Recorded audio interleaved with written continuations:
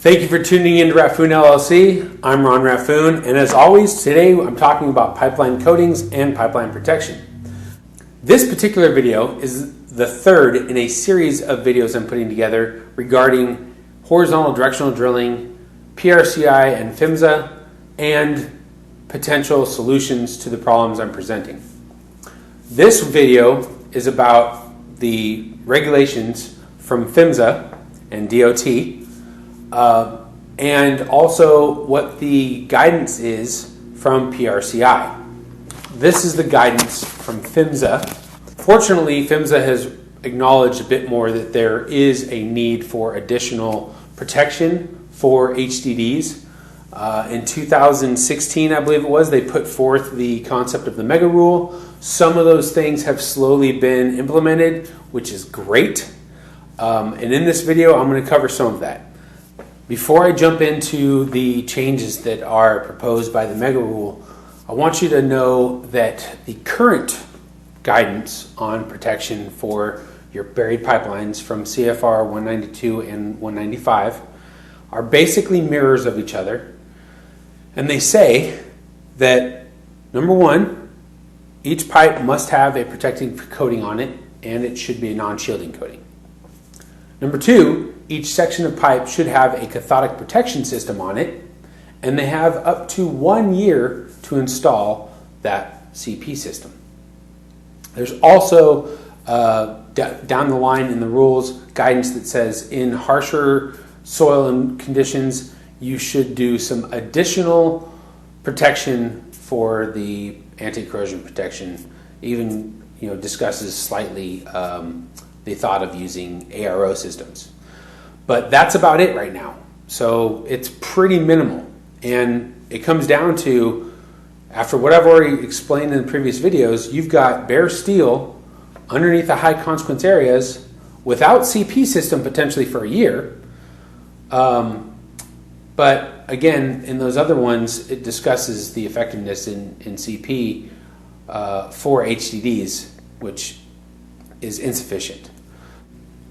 In years to come, as more of the mega rule gets put into place and becomes effective, there is more guidance. I'm going to read this verbatim.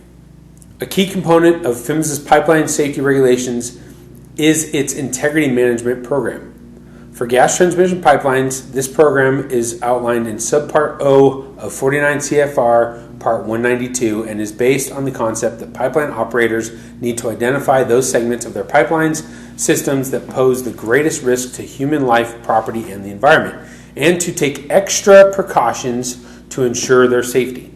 These higher risk areas are known as HCAs. We've discussed those in the previous two videos. They are identifying that HCAs do in fact need additional protection. So to give you an idea, this is straight off of the PHMSA rule. They propose to amend subparts G and I to enhance requirements for electrical surveys and close interval surveys, SIPs, require post-construction surveys for coating damage, which once it's in the ground and it's an HDD, you really can't do anything other than know that the coating damage exists. Require interference current surveys. Again, that's just finding out does it work or not. And add more explicit requirements for internal corrosion control, and revise Appendix D to better align with criteria for cathodic protection systems. So what they're saying is, in the future, they're going to suggest better CP systems in an environment that doesn't do well with CP. It's a step in the right direction. I'll give you that. They're also going to require that new pipeline construction has an ACVG or DCVG testing done on it to find out if there's any coating damage and suggest you go back and fix it. But again, as I just said, you can't go back and fix coating in an HDD. Once it's in, it's in. You put it there because you couldn't trench. If you can't trench, you can't dig to repair. So the pipe has to be in the ground in the best condition it can possibly be to survive its useful life. So that's what PHMSA has to say about it.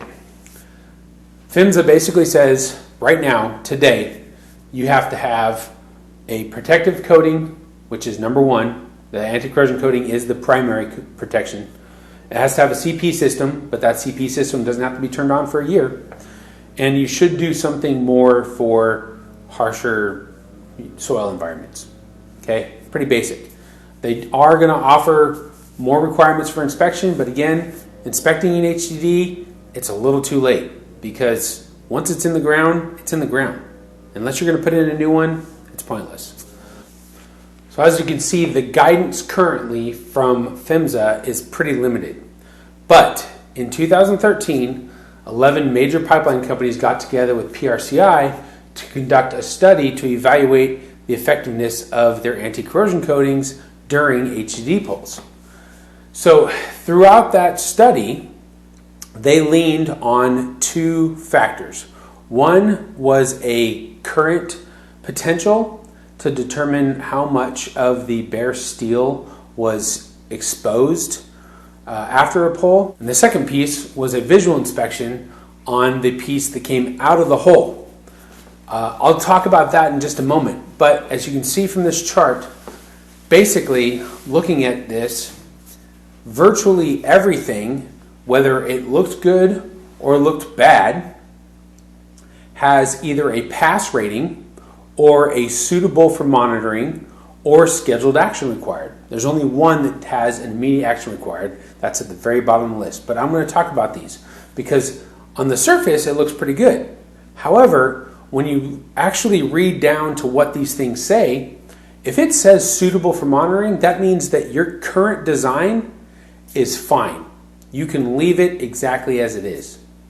If it says scheduled action required, what that means is when the CP system gets fired up, again, we've discussed this, possibly a year later, at that point you have to do calculations to determine how much more CP to put on.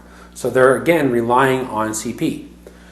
So if you look down this, basically it says that everything can be handled by CP except for one at the bottom that says if it's greater than 1% bare steel area and the visual inspection is bad, at that point you have to do something about it. Here's the problem with that. In most of the large diameter HDDs that I've seen go in, the contractors use an oversized reamer. So if you're putting in 24-inch pipe, you're pulling with a 32-inch reamer. And that creates this tapering effect down the length of the pipe so that when you pull out the other side, the first joint of pipe, maybe even the second, hasn't seen nearly the amount of damage that the rest of the pipe has seen because you had an oversized reamer pulling it in. So your visual inspection on something could be absolutely phenomenal because of the tapering effect, but your potentials say it's 4% bare steel. And according to the way this thing's written, all you have to do is add a little bit more CP. But we'll go into what that looks like here in just a moment.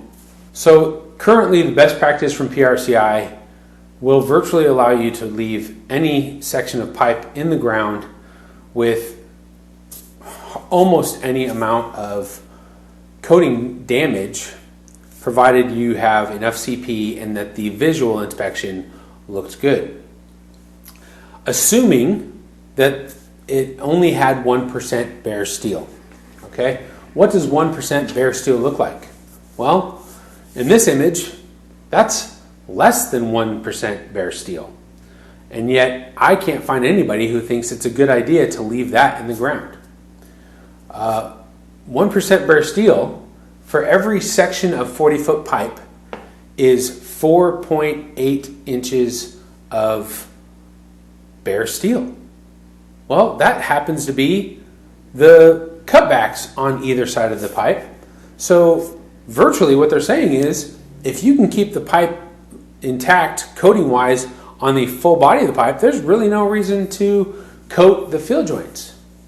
Now, I haven't found anybody who thinks that's a great idea, but that is effectively what they're saying you can leave in the ground with a 1% bare steel area. I personally don't think that's a good idea. I can't imagine that anybody who looks at it in this frame would think that that is. And I can't imagine me wanting my children to live in a high consequence areas over a pipe that has 1% bare steel area. I hope you found this as interesting as I did. This takes us into our next video where we're going to talk about what we can do about it and how should it be addressed.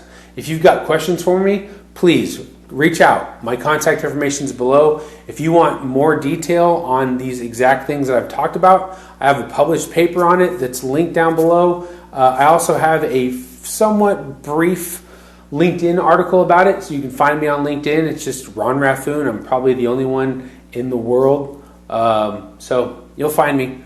Anyway, appreciate you listening. Drop me some comments, ask me some questions. Keep an eye out for the next video. Thanks.